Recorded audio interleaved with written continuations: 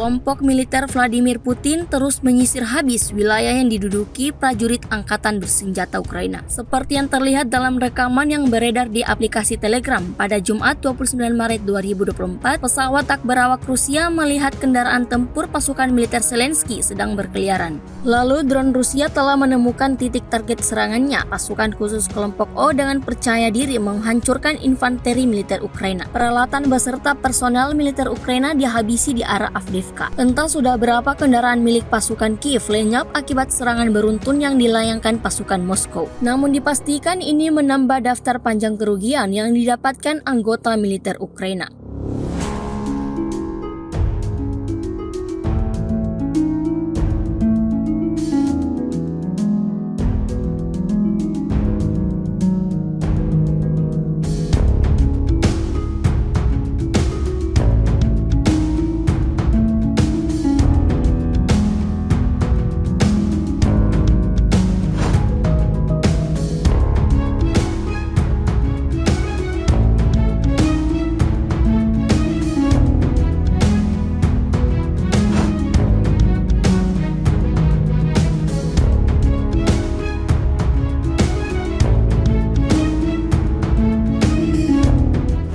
Download Tribun X sekarang, menghadirkan lokal menjadi Indonesia.